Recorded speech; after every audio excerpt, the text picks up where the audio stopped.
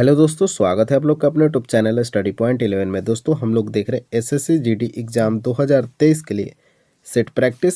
इस वीडियो में बात करेंगे हम लोग हिंदी सेट का, सेट नंबर 10। इससे पहले दोस्तों 9 सेट हम लोग कर चुके हैं हिंदी का, और 9 सेट ही कर चुके हैं जीके जीएस और करेंट अफेयर्स का। जिन छात्र को ये सारे वीडियो देखना है वो बिल्कुल जाकर प्लेलिस्ट बना हुआ है चैनल पर, वहाँ से देख सकते हैं। एक भी वीडियो ढूंढने की ज़रूरत नहीं पड़ेगी। और बात करें दोस्तों पीडीएफ के लिए, तो आपको वीडियो के डिस्क्रिप्शन में मिलेगा टेलीग्राम का लिंक, वहां से आप जुड़कर पीडीएफ ले सकते हैं आसानी से। तो दोस्तों इस वीडियो को आप लोग शेयर करेंगे। दोस्तों काफ़ी महत्वपूर्ण वीडियो है आपके लिए। हर एक वीडियो आपके एग्ज़ाम के लिए महत्वपूर्ण है दोस्तों, क्योंकि बिल्कुल नए पैटर्न पे हम लोग सेट प्रैक्टिस कर रहे हैं। इस बात को आप लोग ध्यान रखेंगे दोस्तों। तो वीडियो को शेयर करना है, और जिन्होंने भी अभी तक चैनल को सब्सक्राइब नहीं किया है, बिल्कुल आपको चैनल को सब्सक्राइब कर लेना है और बेल आइकन जरूर दबा लेना है, ठीक है। बेल आइकन दबा लीजिएगा, जब भी मैं वीडियो अपलोड करूंगा आपके फ़ोन पे नोटिफिकेशन चला जाएगा। तो आइए शुरुआत करते हैं आज के पहले प्रश्न से। तो ये रहा आपके स्क्रीन पे पहला सवाल। सवाल है दोस्तों, अशुद्ध वर्तनी को चिन्हित कीजिए। दोस्तों आपको 4 ऑप्शन दिख रहा है, इनमें से एक जो ऑप्शन है वो अशुद्ध वर्तनी में लिखा गया है, उसको आपको चुनना है। जैसा कि आपको पता है दोस्तों कि हर एक प्रश्न को उत्तर करने के लिए आपको मैं 5 सेकंड का समय देता हूं, और बोलता हूं कि या तो अपने कॉपी में उत्तर करेंगे या फिर कमेंट बॉक्स में आप उत्तर करेंगे। क्योंकि दोस्तों हर एक वीडियो में मैं बोलता ही रहता हूं कि आप लोग पेन और कॉपी लेकर ही वीडियो को देखें। आइए देखते हैं इस प्रश्न को। तो अशुद्ध वर्तनी इनमें से कौन हो जाएगा? तो देखिए ऑप्शन ए में जो दिख रहा है प्रतिपादन, यही हमारा राइट आंसर होगा, क्योंकि प्रतिपादन को अशुद्ध वर्तनी में लिखा गया है। अब आप बोलेंगे कि इसका शुद्ध वर्तनी क्या होता है दोस्तों, तो ध्यान रखेंगे स्क्रीन पे। देखिए प्रतिपादन को कैसे लिखा जाता है, इसको भी आप लोग ध्यान में रखेंगे, तभी जाके आपके 2 नंबर मिल सकते हैं दोस्तों एग्जाम में। बाकी के ऑप्शन को देखा जाए तो ज्येष्ठ, अक्षर और सुगंध, ये तीनों के तीनों शुद्ध वर्तनी में लिखे गए हैं। आइए देखते हैं अगले सवाल को। अशुद्ध वर्तनी को चिन्हित कीजिए। फिर से वैसा ही सवाल है, अशुद्ध वर्तनी को इनमें से चुनना है। तो देखिए इस प्रश्न का राइट आंसर क्या होगा, आप लोग ऑप्शन को ध्यान से पढ़ेंगे दोस्तों। समर्थन लिखा गया है, कवित्री लिखा गया है, निर्णायक लिखा गया और व्यक्ति लिखा गया। देखिए व्यक्ति बिल्कुल शुद्ध वर्तनी है, निर्णायक भी शुद्ध वर्तनी है, लेकिन कवित्री यहाँ त्रुटि है, ये अशुद्ध है, जबकि समर्थन शुद्ध है। तो इसका right answer option number B हो जाएगा। बात करें दोस्तों कवित्री को लिखेंगे कैसे शुद्ध रूप में, यह इंपॉर्टेंट है, तो आप लोग कॉपी में भी नोट करते चलेंगे, ठीक है, क्योंकि आपके पेपर में ऐसे ही प्रश्न पूछे जाएंगे और पूछे गए भी है 2021 के एग्जाम में। तो ये आपका शुद्ध वर्तनी हो जाएगा कवित्री का। आइए देखते हैं अगले सवाल को। परिणति का समानार्थी शब्द क्या होगा? देखिए समानार्थी शब्द मतलब होता है दोस्तों कि कुछ शब्द लेंगे और उनका अर्थ क्या होना चाहिए, एक होना चाहिए, ठीक है। मतलब अलग अलग शब्दों का एक अर्थ निकले, सबका एक ही अर्थ निकले, उसे ही समानार्थी शब्द बोलते हैं। ये आपको पता होगा, डेफिनेशन हर एक वीडियो में मैं बताते रहता हूँ। तो परिणति का समानार्थी शब्द क्या होगा? देखिए परिणति का मतलब होता है समाप्त, यानी इसका राइट आंसर क्या हो जाएगा, ऑप्शन नंबर ए अंत हो जाएगा, समापन हो जाएगा, परिणाम हो जाएगा। ये सारे क्या है, परिणति का समानार्थी शब्द है। बात करें दोस्तों परित्राण का, इम्पोर्टेंट है। परित्राण का समानार्थी हो जाएगा आत्म रक्षा हो जाएगा दोस्तों, ठीक है, आत्मरक्षा हो जाएगा। और एक बचाव, आत्मरक्षा को ही बचाव बोला जाता है ना, तो ध्यान रखेंगे दोस्तों, ये आपके समानार्थी हो जाएंगे परित्राण के। बात करें अवशिष्ट का, ये भी आपके एग्जाम के लिए इम्पोर्टेंट है। तो अवशिष्ट मतलब होता है दोस्तों शेष। परिणय को देख लेंगे। परिणय का मतलब होता है दोस्तों शादी। क्या होता है दोस्तों? शादी होता है। जैसे आप लोग देखते होंगे ना, जो शादी की कार्ड बनती है उस पर एक तरफ दूल्हे का नाम और एक तरफ दुल्हन का नाम और बीच में परिणय लिखा जाता है। तो आप लोग ध्यान रखेंगे दोस्तों, परिणय का समानार्थी क्या होता है, शादी होता है। आइए देखते हैं अब अगले सवाल को। जात देव का समानार्थी शब्द क्या है? फिर से आपसे समानार्थी शब्द पूछा गया है जात देव का। ऑप्शन है अग्नि, ठठारी, पेट या फिर बूढ़ा। तो जात देव का समानार्थी शब्द दोस्तों हो जाएगा ऑप्शन नंबर ए अग्नि। याद रखेंगे, मोस्ट इंपॉर्टेंट है आपके एग्जाम के लिए। अग्नि को और क्या बोला जाता है दोस्तों? आग बोला जाता है, ये भी आप ध्यान में रखेंगे। आइए देखते हैं अब अगले सवाल को। उचित विकल्प का चयन कर वाक्य पूरा कीजिए। कोमल शब्द सुनकर संतावना मिलती है। जी बिल्कुल ठीक बात है। न कि खाली स्थान शब्द। देखिए कोमल शब्द सुनकर संतावना मिलती है, न इस्तेमाल किया गया है, न कि, यानी कि कोमल का क्या बताना पड़ेगा, विलोम शब्द बताना पड़ेगा इस खाली स्थान के लिए। आइए देखते हैं ऑप्शन। कबीर, मृदु, कठिन, निष्ठुर। तो कोमल शब्द का दोस्तों बात करें विलोम शब्द का तो कबीर होता है दोस्तों। कोमल मतलब मुलायम होता है दोस्तों, अच्छी बातें होती हैं। और कबीर का मतलब होता है दोस्तों कठोर होता है, ये आपको ध्यान में रखना है। अगर यहाँ कठोर रहता तो आप लोग बेहिचक प्रश्न का आंसर दे देते, लेकिन यहाँ क्या है, कबीर है और कबीर का मतलब भी कठोर होता है। इस बात को आप लोग ध्यान में रखेंगे। तो इस प्रश्न का राइट आंसर होगा ऑप्शन नंबर ए। आइए देखते हैं अब अगले सवाल को। उचित विकल्प का चयन कर वाक्य पूरा कीजिए। वह शास्त्रों का भले ही खाली स्थान हो पर लोकाचार में सर्वथा अनभिज्ञ है। तो यहाँ भी आपको विलोम शब्द ही भरना पड़ेगा, ठीक है, क्योंकि वाक्य से पता चलता है दोस्तों कि वह शास्त्रों का भले ही खाली स्थान हो पर लोकाचार में सर्वथा अनभिज्ञ है। ऑप्शन है अज्ञ, कृतज्ञ, शास्त्रज्ञ या फिर अभिज्ञ। तो इस प्रश्न का दोस्तों राइट आंसर होगा 66 का ऑप्शन नंबर ए, अज्ञ। तो अनभिज्ञ का अर्थ दोस्तों विलोम शब्द होता है क्या, अज्ञ होता है, ये आप ध्यान में रखेंगे। और अज्ञ का मतलब क्या होता है दोस्तों, जो सब कुछ जानता हो, ठीक है, जानकार हो, उसको क्या बोलते हैं, अज्ञ बोलते हैं, ठीक।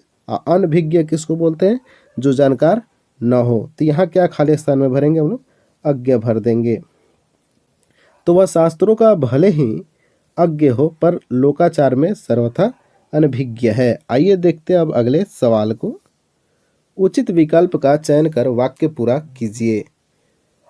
मैं स्वयं खाली स्थान तो क्या सकारण पत्र भी नहीं लिखता हूँ। यानी यहाँ दोस्तों अकारण हो जाएगा, क्या हो जाएगा, अकारण। मैं स्वयं अकारण तो क्या सकारण पत्र भी कम ही लिखता हूँ, या इसका राइट आंसर हो जाएगा option number B, right answer अकारण। याद रखेंगे, मैं स्वयं अकारण तो क्या सकारण पत्र भी कम ही लिखता हूँ। आइए देखते हैं अब अगले सवाल को। विज्ञान के खाली स्थान और नकारात्मक दोनों पहलू आज हमारे सामने हैं। यानी फिर से आपको नकारात्मक का विलोम शब्द बताना है, तो बिल्कुल आसान प्रश्न है ये आपके लिए। तो नकारात्मक का विलोम शब्द हो जाता है सकारात्मक। तो राइट आंसर होगा 68 का ऑप्शन नंबर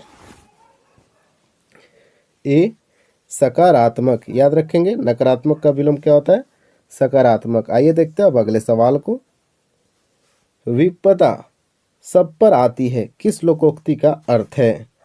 यानी विपदा जो है दोस्तों सब पर आती है।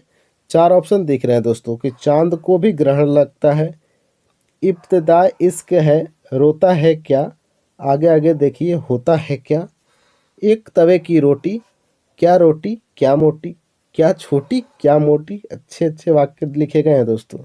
आसमान से गिरा खजूर में अटका। तो इस प्रश्न का दोस्तों राइट आंसर होगा ऑप्शन नंबर ए, चांद को भी ग्रहण लगता है। यानी विपदा जो है दोस्तों सब पर आती है, इस लोकोक्ति का अर्थ निकल के आएगा चांद को भी ग्रहण लगता है। आइए देखते हैं अब अगले सवाल को। सवाल नंबर 70। केवल दिखावे से नाम नहीं मिलता किस मुहावरे का अर्थ है। केवल दिखावे से नाम नहीं मिलता किस मुहावरे का अर्थ है। आप लोग ऑप्शन को पढ़ेंगे दोस्तों। तो इस प्रश्न का सही उत्तर होगा ऑप्शन नंबर ए, जोग जुगत व जानी कपड़े रंग भय बिरागी। केवल दिखावे से नाम नहीं मिलता है दोस्तों, कुछ तो करना पड़ेगा ना। दिखावा कितना दिन चलेगा, 2 दिन चलेगा, 3 दिन चलेगा, 1 सप्ताह चलेगा, 1 साल चलेगा, लेकिन दोस्तों जब तक आप कर्म नहीं करेंगे उस कर्म के अलावा और कोई चीज़ नहीं है जो आपको पहचान दिला सके। तो ध्यान रखें दोस्तों, केवल दिखावे से नाम नहीं मिलता, जोग जुगत व जानी कपड़े रंग भय बिरागी, इसका राइट आंसर हो जाएगा। आइए देखते हैं अगले सवाल को।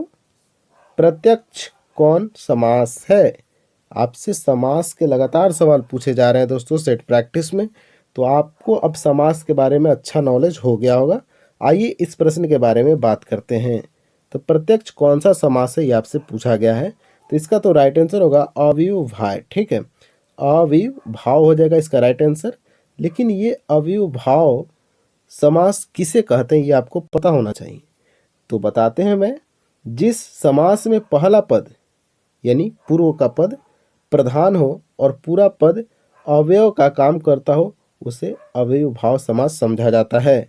तो इस प्रश्न का राइट आंसर होगा ऑप्शन नंबर ए, अव्ययीभाव समास। आइए देखते हैं अब अगले सवाल को। सवाल है 72 नंबर, पंकज में कौन सा समास है?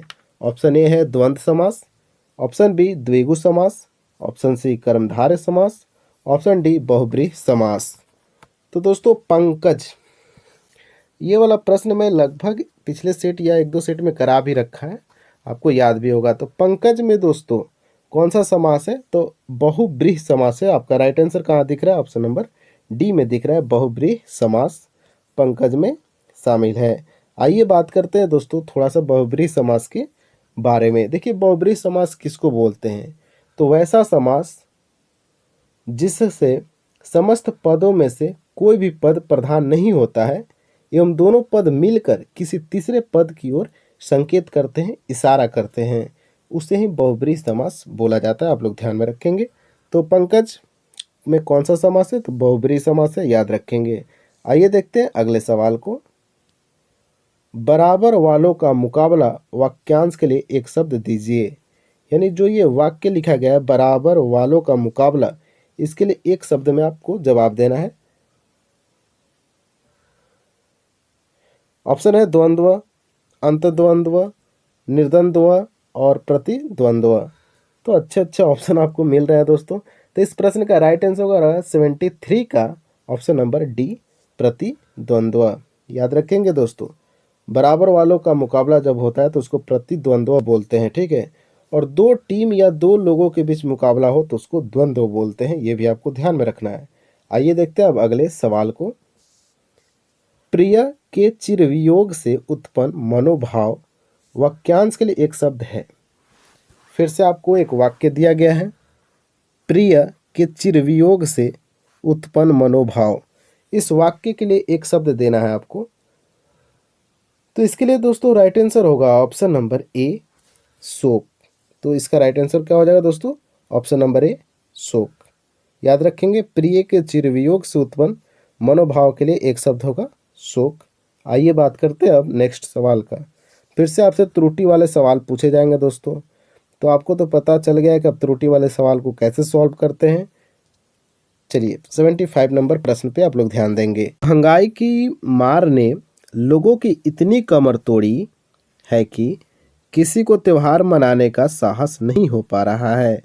कोई त्रुटि नहीं है। देखिए दोस्तों, अगर कोई त्रुटि आपको नहीं दिखता है तो आप ऐसे प्रश्न में ऑप्शन डी भी जा सकते हैं। लेकिन सबसे पहले हमारा काम है कि पहले वाक्य को ध्यान से पढ़ें। चलिए, महंगाई की मार ने, यहाँ तक तो ठीक है। लोगों की इतनी कमर तोड़ी है कि किसी को त्योहार मनाने का, देखिए त्योहार क्या है?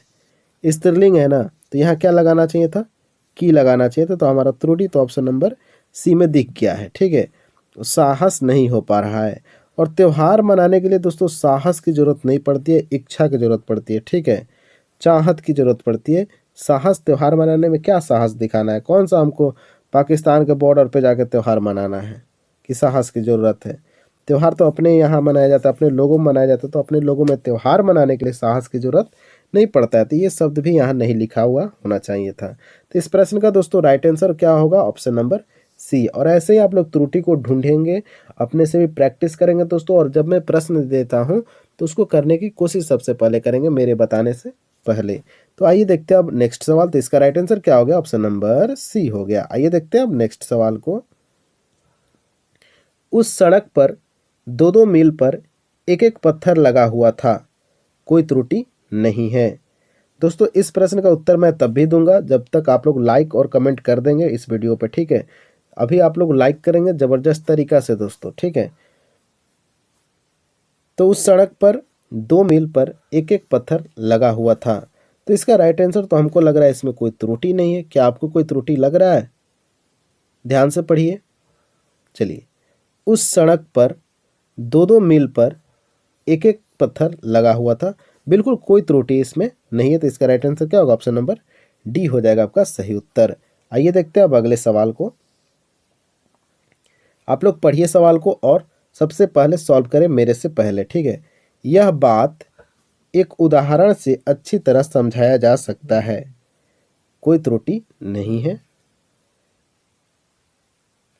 तो आइए देखते हैं इस प्रश्न का सही उत्तर क्या होगा।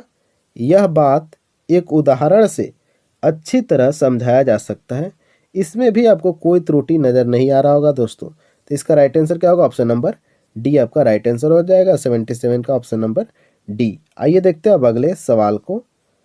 सुप्त का विलोम शब्द क्या है? फिर से आपसे विलोम शब्द पूछा गया है सुप्त का। तो दोस्तों 78 का राइट आंसर होगा ऑप्शन नंबर बी जागृत। तो सुप्त का दोस्तों विलोम शब्द क्या हो जाएगा? जागृत होगा, याद रखेंगे। आइए थोड़ा सा हम लोग ऑप्शन को डिटेल्स में बात करते हैं। देखिए विक्षुब्ध आपको दिख रहा होगा, इसके विलोम शब्द की बात करें दोस्तों तो क्या हो जाएगा? केवल इसमें अ लगा देंगे और उसके बाद जो है वैसे ही हम लोग लिख देंगे। तो क्या बन जाएगा दोस्तों? विक्षुब्ध का विलोम अविक्षुब्ध। आइए बात करते हैं थोड़ा सा और। सभ्य जो है दोस्तों, सभ्य, इसका अगर विलोम आप लोग निकालेंगे तो क्या हो जाएगा? असभ्य हो जाएगा, ये तो आपको पता ही होगा। सुस्त का आप लोग थोड़ा कमेंट में बताएंगे, कमेंट बॉक्स में बता दीजिए सुस्त का विलोम शब्द। आइए बात करते हैं अब अगले सवाल को। इनमें से कौन सा शब्द पुल्लिंग है? ऑप्शन है पूड़ी, खीर, रोटी या फिर धनिया। देखिए दोस्तों जो पुल्लिंग है इनमें से वो है आपका धनिया। तो राइट आंसर क्या होगा? Option number D. बाकी पूड़ी, खीर और रोटी ये क्या है? स्त्रीलिंग शब्द है। यह भी आपको ध्यान में रखना है क्योंकि आपसे कुछ भी पूछे जा सकते हैं एग्जाम में। आज का हमारा अंतिम सवाल है दोस्तों। रेखांकित वाक्यांश के लिए एक शब्द का चयन कीजिए। ममता कम बोलती है, यानी कम बोलना, उसको क्या बोलेंगे दोस्तों? एक शब्द में आपको बताना है। कहाँ? कमेंट बॉक्स में, क्योंकि मैं इन चारों ऑप्शन को कहीं ना कहीं सेट प्रैक्टिस में डिस्कस करा चुके हैं आपको, ठीक है। तो आशा करते हैं इस प्रश्न का आप लोग बिल्कुल राइट आंसर देंगे। और आपसे एक सवाल यहाँ भी था कि सुस्त का विलोम शब्द क्या होगा, ये भी आपको कमेंट बॉक्स में बता देना है। और अंत में अपना स्कोर आप शेयर जरूर कर दीजिए, क्योंकि दोस्तों अच्छा लगता है आप लोग जब अपना स्कोर शेयर करते हैं कमेंट बॉक्स में, तो ठीक है, उससे आपको भी मोटिवेट मिलेगा। चलिए मान लीजिए इस सेट में आपका 12 प्रश्न सही हुआ, अगला में 13 हुआ, अगला में 14 हुआ, अगला में 15 हुआ। तो ऐसे आप लोग बढ़ेंगे तो आपको मज़ा आएगा दोस्तों सेट प्रैक्टिस करने में, ठीक है। तो आपको यह सेट प्रैक्टिस कैसा लगा आप लोग कमेंट बॉक्स में बता दीजिए। और अभी तक जिन्होंने चैनल को सब्सक्राइब ही नहीं किया तो चैनल को सब्सक्राइब करेंगे और साथ ही साथ बेल आइकन को भी क्लिक कर लेंगे, ठीक है। तो आज का वीडियो यहीं समाप्त करते हैं, मिलते हैं हम नेक्स्ट वीडियो के साथ। तब तक के लिए जय हिंद, जय भारत।